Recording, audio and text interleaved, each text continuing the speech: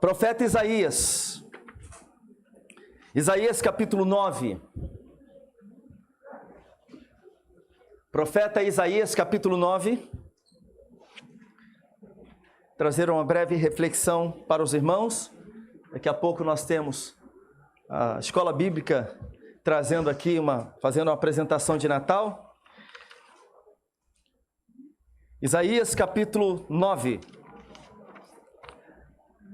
A partir do verso 1. O texto nos diz assim: contudo, não haverá mais escuridão para os que estavam aflitos. No passado, ele humilhou a terra de Zebulon e de Naftali, mas no futuro honrará a Galileia dos gentios, o caminho do mar junto ao Jordão. O povo que caminhava em trevas viu uma grande luz. Sobre os que viviam na terra da sombra da morte, raiou uma luz. Fizeste crescer a nação e aumentaste a sua alegria. Eles se alegram diante de ti como os que se regozijam na colheita, como os que exultam quando dividem os bens tomados na batalha. Pois tu destruíste o jugo que os oprimia, a canga que estava sobre os seus ombros, e a vara de castigo do seu opressor, como no dia da derrota de Midian. Pois toda bota de guerreiro usada em combate e toda veste revolvida em sangue serão queimadas, como lenha no fogo.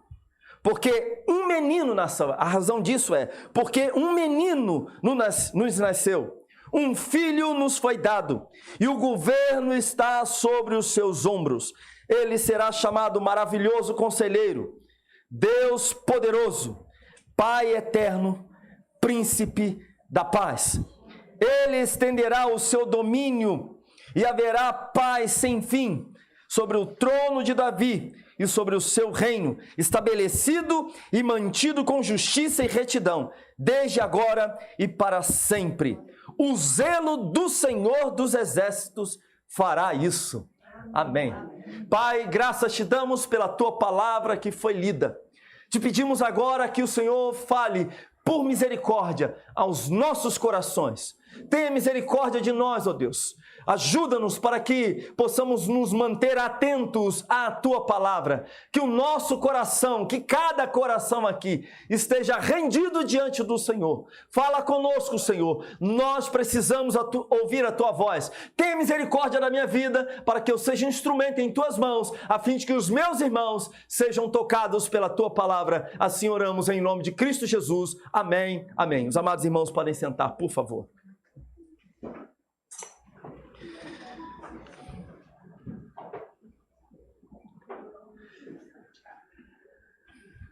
Meus amados irmãos, nesta época do ano, as pessoas se transformam. Já tiveram essa sensação? Tudo muda no mês de dezembro. As pessoas ficam mais amáveis, mais gentis. Chegam no trabalho com aquele gorrozinho do Papai Noel. Estão sempre com uma roupinha vermelha, uma combinação diferente. Oi? O espírito natalino. Há uma mudança, há uma transformação superficial, que não passa da epiderme da alma, mas há uma certa transformação. Começam a praticar boas ações. Durante o ano não emprestam um centavo para miserável algum. Não abram mão por nada, por nada. Na igreja, então, nem se fala. Não estou querendo chutar a canela de ninguém, porque aqui, graças a Deus, todo mundo é generoso. Mas estou falando de outras igrejas, né? Mas ficam mais generosos, querem praticar boas ações, compram roupas, compram tudo, querem dar presentes, enfeitam a casa, que isso é bonito, né, gente? É bonito. Enviam mensagens de paz. Quem aqui ainda não enviou uma mensagem assim, sabe, uma exponencial, de preferência, que tom mais avermelhado, com as bolinhas, né? Umas luzes, alguma coisa piscando. É um período assim. Aproximam-se das demais pessoas de forma mais terna, com um semblante um pouco mais terno, mais humilde, né? Com um sorriso. É interessante, porque no restante do ano, minha vida, me deixa quieto, aquela coisa. Mas quando chega em dezembro, tem uma mudança assim, radical acontecendo. É o espírito natalino, conforme disse a nossa irmã Ana. Outra coisa que impressiona também são as tentativas de se explicar o Natal. É algo que é impressionante. Todo mundo tem uma palavra a respeito do Natal, todo mundo explica o Natal. Dizem que o Natal é tempo de refletir, é verdade, não é mentira não. Dizem que o Natal é tempo de sonhar, não vejo muito sentido. Dizem que Natal é tempo de celebrar, é verdade, de repartir, é verdade, é verdade. Compartilhar, agradecer, renovar as esperanças, aí o negócio está caminhando para algo mais, sabe? Deixa na minha, nada de Cristo. E por aí vai. Muita gente falando muitas coisas a respeito do Natal. E muitos dos que fazem essas afirmações, no entanto, vivem de maneira leviana. Quando você olha para a vida, olha para o coração, o resto do ano, você não encontra Jesus, não encontra Deus, não encontra nada a respeito de Deus, absolutamente nada. E observando o ser humano e ponderando sobre essas maneiras como ele expressa o mês, ou como se expressa no mês de dezembro, fica evidente que o Natal, para muita gente, é um sentimento vazio, é algo plástico, sabe? É algo superficial, é algo desprovido de qualquer conteúdo completo, concreto. É algo apenas que a gente pode dizer que é apenas uma teatralização do Natal. A pessoa está interpretando um papel. Porque aquilo, na verdade, no restante do ano não fala ao seu coração. Cristo não fala ao seu coração. Cristo não governa a sua vida. Cristo não está nos seus lábios de janeiro a novembro. E seria algo muito semelhante, né? Eu creio que o que celebram é um Jesus genérico. Algo semelhante ao que está em Atos, capítulo 17, a partir do verso 22, quando fala do altar ao Deus desconhecido dos atenienses. Em Atenas, um panteão de deuses. Um monte de Deus para tudo quanto é lado, altares para tudo quanto é lado. E fala assim, olha, tem um Deus aí que esse é exponencial. Vamos levantar um altar para ele também. Afinal de contas, não podemos deixar de cultuar a ele também. O importante é cultuar a todos os deuses. Então, tais pessoas que levantaram esse altar, evidentemente, não tinha compromisso com Cristo verdadeiro. O coração não estava em Cristo. Não havia uma verdadeira devoção a Cristo, mas estavam fazendo isso porque, afinal de contas, tem mais um Deus no meio do pedaço e nós precisamos devotar a Ele alguma coisa.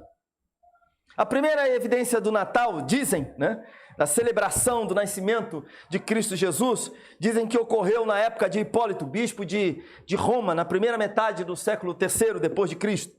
E nessa época, segundo comentaristas, eles celebravam o Natal, comemoravam o Natal no dia 2 de janeiro. A celebração do Natal no dia 25 de dezembro, segundo alguns, foi estabelecida por Constantino. Afirma-se que ele escolheu essa data por alguns motivos. A primeira delas é para substituir uma festa pagã, para dar aos cristãos, não tirar a festa pagã, mas para dar aos cristãos um momento para celebrar, utilizando aí, substituindo a festa que honrava o Deus Sol, né? A festa pagã que honrava o Deus Sol, esse Deus que tomava o lugar do Sol e era visto pelas pessoas como a luz do mundo. Isso é interessante porque o nosso Jesus, o próprio Senhor Jesus diz, eu sou a luz do mundo. Em João capítulo 8. Outra razão foi, segundo alguns, que foi para substituir uma outra festa pagã chamada as Saturnálias Romanas. Uma festa dedicada, né? Uma festividade dedicada ao Saturno, deus da agricultura. Então, irmão, os romanos cultuam o deus Saturno e os cristãos, então, vão cultuar a Jesus. Tentar substituir isso tudo aí. Pois bem, que lições que a gente pode tirar daqui, meus irmãos, desse texto? Eu tenho algumas coisas de forma bem breve para trazer para os irmãos. A primeira delas está nos versos de 1 a 2.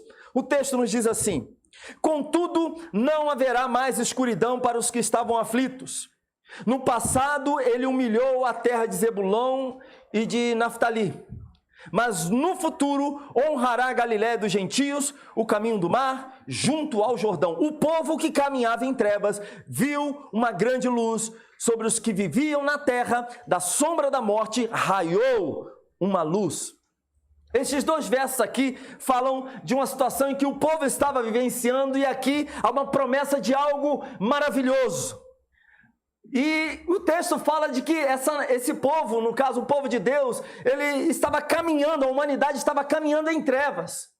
E era exatamente isso que estava acontecendo com Judá e com Israel, que caminhava em trevas, que andava em trevas.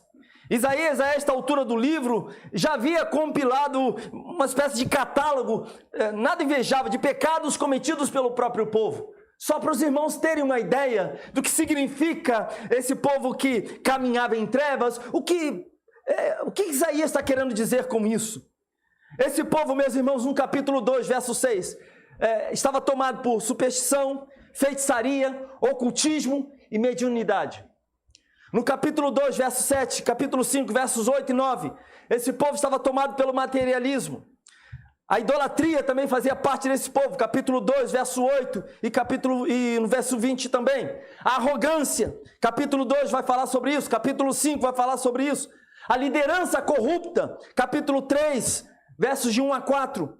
Desintegração social, capítulo 3, 5 a 6, e nos versos 12 a 14. A sensualidade também era uma marca desse povo, capítulo 3, versos 16 a 26. O alcoolismo, capítulo 5. Isso para citar alguns. Eu poderia ficar aqui uma boa parte do tempo falando dos pecados dessas nações, falando do que estava acontecendo com o povo de Deus. Ademais, nos últimos anos da monarquia de Israel, havia sido um período de muita incerteza política. Reis foram prematuramente assassinados. A religião havia se tornado uma religião sincrética, uma mistura de todas as práticas. Estavam permitindo qualquer coisa.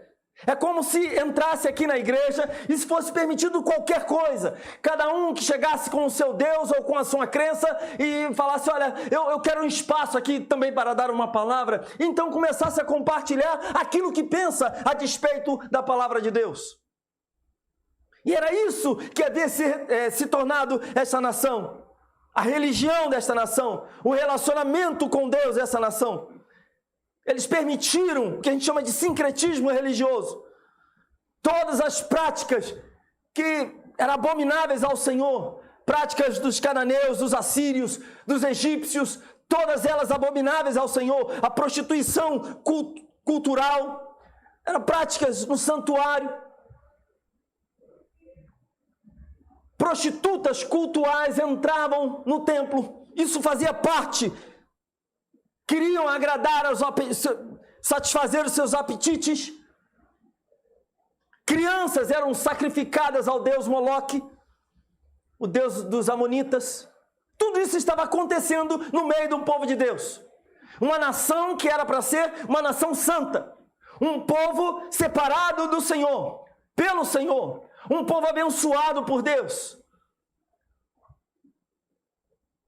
Mas que havia permitido de tudo acontecer no seu meio.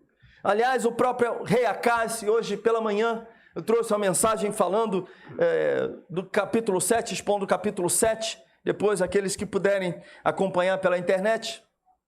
Mas o próprio rei Acás, rei de Judá, sacrificou os seus filhos desta maneira, no fogo, do ocultismo pagão. Segundo Crônicas, capítulo 28, fala sobre isso.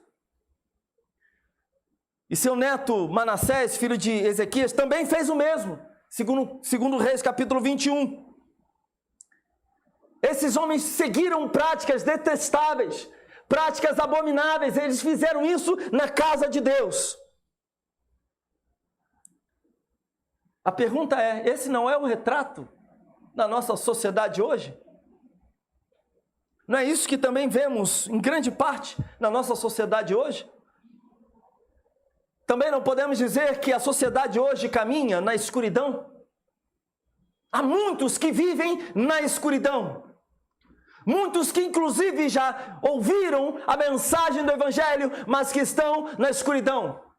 Muitos que já frequentaram igrejas, mas que estão na escuridão. Muitos que já fizeram parte de pequenos grupos religiosos estão na escuridão. Uma sociedade mergulhada na superstição, na feitiçaria, no ocultismo. Uma sociedade materialista, uma sociedade idólatra. Sobretudo idolatra a sua própria vida, o seu próprio coração, o seu próprio eu.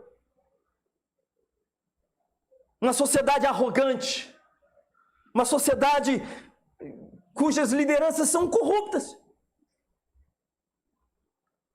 Olhe só para o Brasil principalmente, estamos aqui. Mas olhe para o mundo, é isso que nós vemos. Desintegração social, a sensualidade exacerbada, o alcoolismo. São algumas dessas práticas.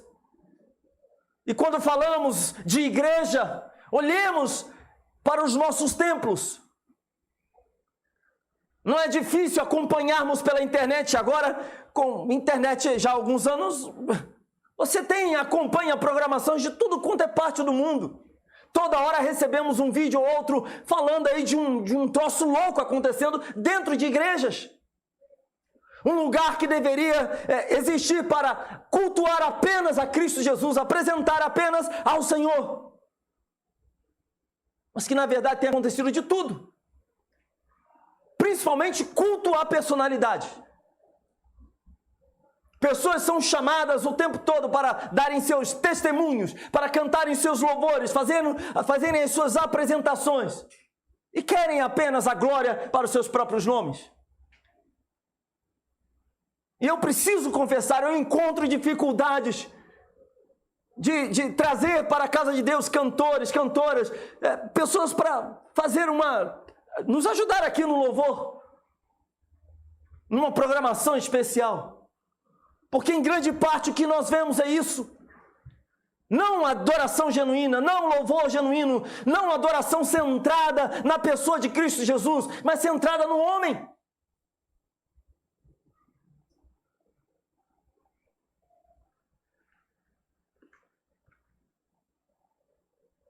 O culto não existe para mim e para você, o culto existe para Cristo. Compreendem? Estamos aqui por causa da glória de Cristo. Ele, por sua misericórdia e graça, nos alcança, nos abençoa, opera milagres, realiza maravilhas, transforma os nossos corações. Por misericórdia e graça, Ele vem sobre nós, mas se nós não cultuamos segundo a palavra de Deus, Ele não recebe. Não se pode cultuar a Deus do seu próprio jeito. Só há um jeito de se cultuar ao Senhor, da maneira como Ele descreve na sua palavra. Não há outra forma. Não existe essa, eu faço, cultuo a Deus do meu jeito. Não existe isso. É do jeito de Deus, do jeito estabelecido por Ele. Não há espaço para culto à personalidade. Não há espaço para engrandecimento da figura humana. Não há espaço.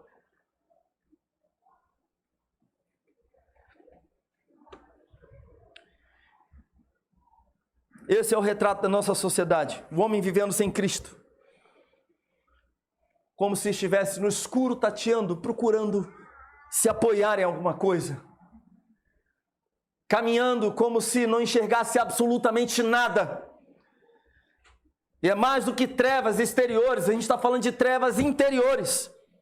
É mais do que algo que nós vemos para fora de nós. É algo que é visto dentro dos homens, dentro do coração dos homens. O homem não enxerga o seu próprio pecado sozinho, ele está morto nos seus delitos e pecados. Somente o Espírito Santo de Deus pode convencê-lo da justiça, do pecado e do juízo. Ele sozinho não consegue discernir as coisas espirituais. Ele precisa ser transformado para poder discernir espiritualmente, para poder enxergar a sua própria vida, segundo a palavra de Deus. Pior, o que nós vemos é o homem olhando para o errado e dizendo que é certo, e olhando para o que é certo e dizendo que é errado. Invertendo os valores. Mas em João capítulo 1, verso 9, diz que Cristo ilumina todo homem. Ele, a luz do mundo, que veio a este mundo, ilumina aos seus. E diante disso, cabe àqueles que já conheceram, já receberam essa luz de Cristo, pregar, mas também serem misericordiosos, uma vez que essa multidão está em trevas. E quando eu digo serem misericordiosos, é porque nós devemos levantar as nossas vozes e falarmos desse Cristo que é a luz do mundo. E anunciarmos Ele que é a luz do mundo. Ele que pode iluminar e ilumina o coração do homem. Nós temos esta palavra de esperança para este mundo que vive em trevas. E Deus nos concede oportunidades para nós anunciarmos a essas pessoas que estão em trevas. Nós temos amigos, conhecidos, familiares, pessoas que estão em trevas. E meus irmãos, esta mensagem é urgente. Porque não se trata de termos uma vida melhor neste mundo. Vai muito além disso. Não se trata de sermos como cristãos bem-sucedidos nesta terra. Vai muito além disso. Isso não significa absolutamente nada. A mensagem é de vida ou morte. É urgente. Eu preciso anunciá-la. Eu preciso falar desse Cristo que é a luz do mundo. Eu preciso falar que Cristo pode e quer iluminar corações. Quer transformar vidas.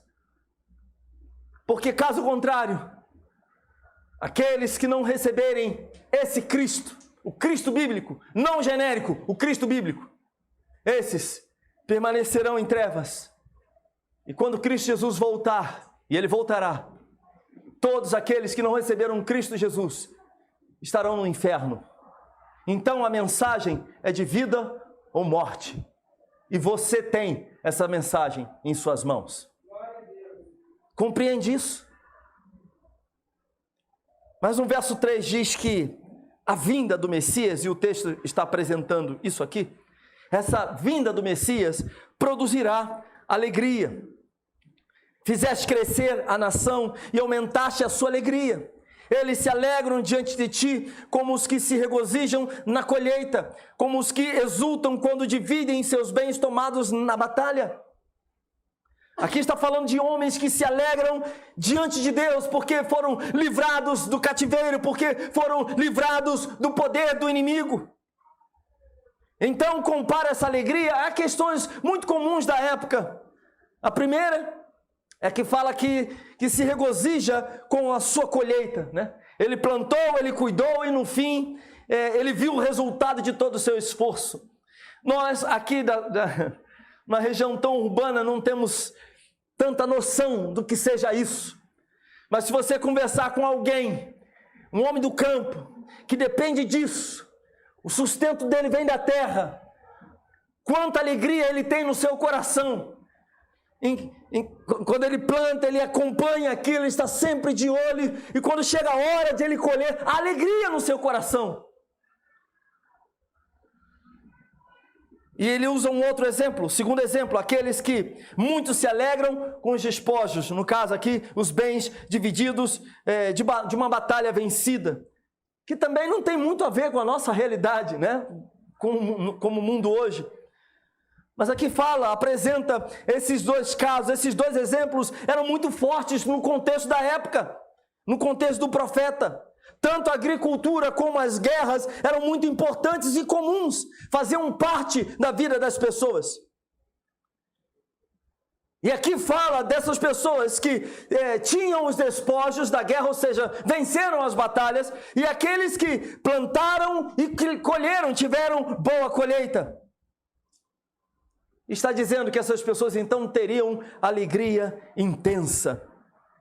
Infelizmente, meus amados irmãos, criou-se um paradigma sobre o Natal em que a alegria se baseia nas festas e nas trocas de presentes.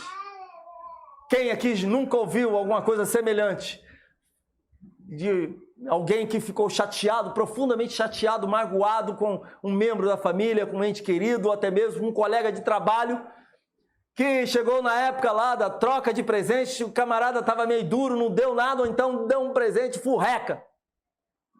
Quem nunca ficou aqui um pouquinho frustrado? Vamos ter troca de presente, vamos fazer um amigo oculto, inimigo oculto, seja um nome que você quer dar. Né? Aí faz aqueles momentos lá no dia do Natal. O que você comprou para mim? Ah, é surpresa. E você, é surpresa. Aí um vai dar um presente exponencial, um negócio, substância. Pá! Aí você fala, puxa, aí você fica, né? A pessoa fica toda feliz e tal. Aí você que deu um presente legal, exponencial, chega a tua hora de receber o presente. O que você recebe? Uma gravata lá do centro da cidade de bolinhas, bem vagabunda.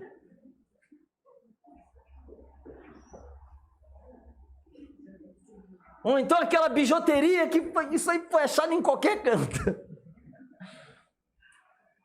Você comprou um presente de 300 pratas. E o indivíduo te dá um presente de 30 pratas. Você fala, meu Deus do céu. O que é isso?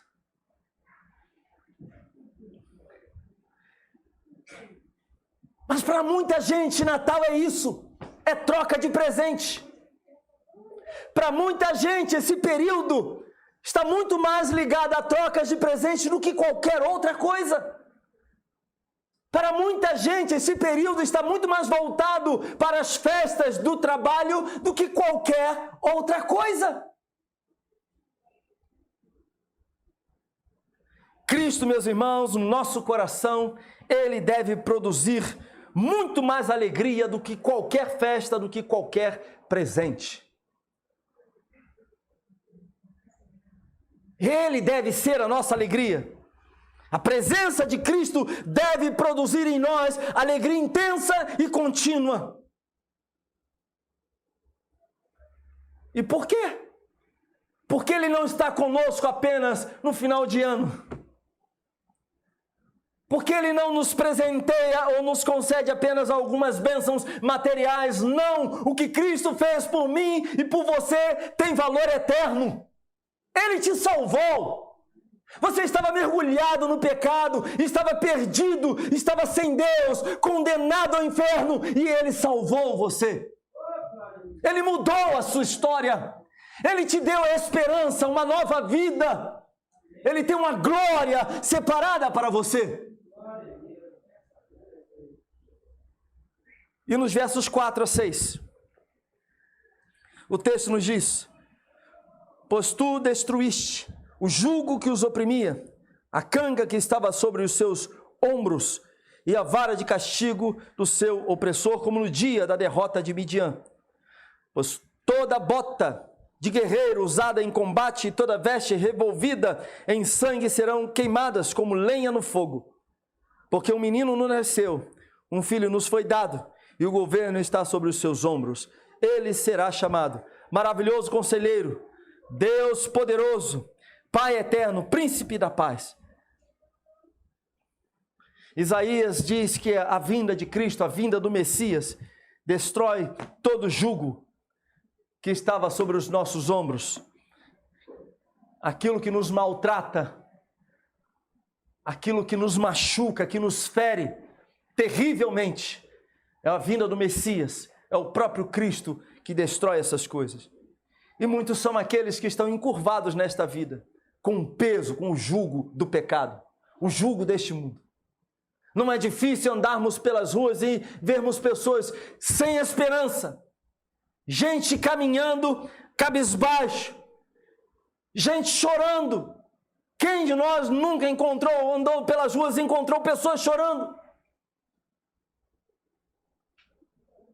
Se você costuma almoçar fora, não é incomum, por exemplo, se você ficar atento, perceber pessoas almoçando sozinhas, completamente desoladas.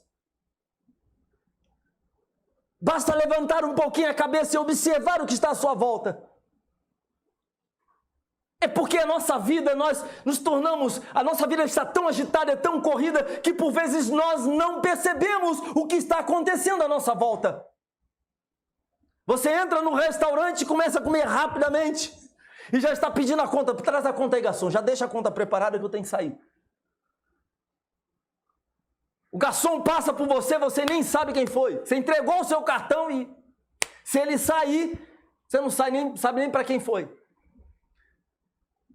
A gente anda pelas ruas muitas vezes de cabeça baixa, porque está na correria, mas levante a cabeça um pouco e você verá a angústia, a tristeza, a desolação no coração de muita gente. Você verá gente chorando pelas ruas. Pessoas que choram porque perderam o emprego, pessoas que choram porque perderam relacionamentos, pessoas que choram porque perderam entes queridos. Gente desolada e pessoas chorando porque o fardo, o peso do pecado está sobre os seus ombros. E muitos são aqueles que estão encurvados pelas pressões da vida, mas sobretudo pelo pecado e pelas consequências do pecado. A minha oração é que você hoje não esteja nessa situação. Mas se hoje você se vê encurvado pelo peso do pecado e das consequências do pecado na sua vida, renda-se diante de Cristo, peça perdão a Deus pelos seus pecados, busque a misericórdia e a graça de Deus,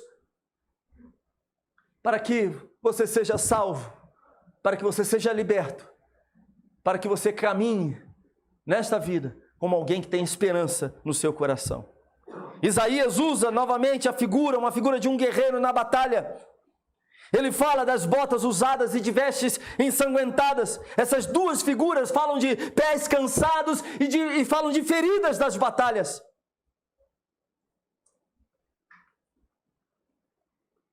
O que ele está dizendo é que com a vinda do Messias haverá descanso. O que ele está dizendo é que com a vinda de Cristo haverá cura da nossa maior enfermidade, que é o pecado. E essa é a promessa do Senhor para todos aqueles que ainda caminham, para aqueles que estão na escuridão. Há descanso e há cura para a sua enfermidade. Talvez hoje você se veja assim, com os seus pés cansados dessa jornada da vida. E a gente sabe que a vida cansa às vezes, né? Na vida a gente encontra tem momentos belíssimos, maravilhosos, e nós reencontramos amigos, isso é muito bom. Nós revemos pessoas, isso é muito bom. A vida, nós temos momentos belos, mas nós também temos momentos muito difíceis, que pesam no nosso coração, que nos encurvam espiritualmente. E nessas horas, que nós precisamos é de descanso e de cura. E o nosso Senhor Jesus é o verdadeiro descanso para nós. E Ele é a verdadeira cura para o nosso coração.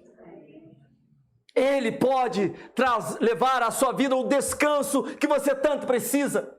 E quando eu falo de descanso, evidentemente, não estou me referindo a descanso físico. Mas eu estou falando da sua alma, estou falando do seu coração, estou falando da angústia que aperta o seu peito. Cristo pode trazer descanso. E a Bíblia diz: vinde a mim todos aqueles que estão cansados e sobrecarregados, e eu vos aliviarei.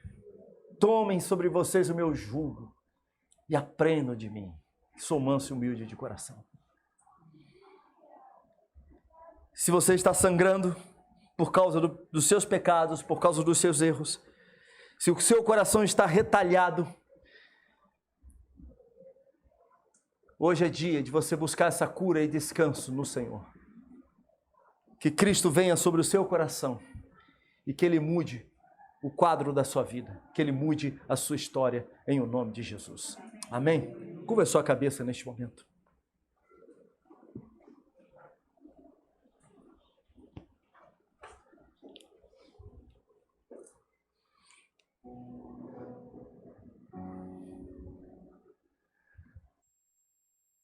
Eu convido você a refletir sobre isso. Convido você a pensar sobre a sua vida agora. A pensar sobre a vida de Cristo. Por que Ele veio? Convido você a refletir sobre a sua caminhada. Se você tem caminhado em trevas, se você se vê assim, como se estivesse tateando, tentando encontrar um caminho, como se não pudesse enxergar de verdade, completamente perdido, sem esperança. Cristo é a esperança para a sua vida. Ele é a solução para a sua vida. Ele é a luz do mundo. Ele pode e quer iluminar o seu coração.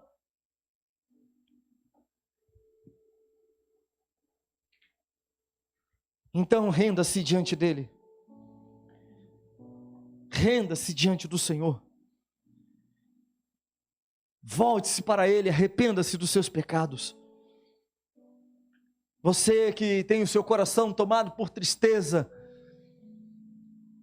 uma tristeza que parece nunca passar, Cristo é aquele que pode dar a verdadeira alegria a você, uma alegria que não é passageira, que não é circunstancial.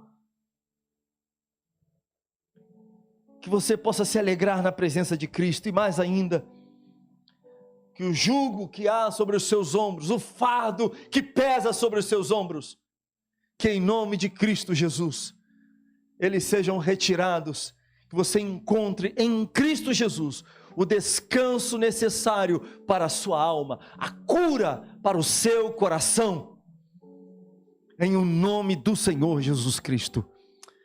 Pai amado, Pai querido, eu oro pelos meus irmãos e irmãs, eu oro pelos nossos amigos, visitantes, eu coloco diante do Senhor cada vida aqui neste lugar, e eu peço, ó Pai, que esta palavra venha entrar em cada coração, e que o Senhor venha transformar vidas aqui nesta noite, que possamos nos render diante do Senhor, que possamos depositar os nossos fardos aos teus pés, ó Senhor, possamos confiar que Tu és o descanso, que Tu és a cura para a nossa alma, a cura para aquele que está doente espiritualmente, aquele que está enfermo espiritualmente. Tu és a cura, ó Senhor.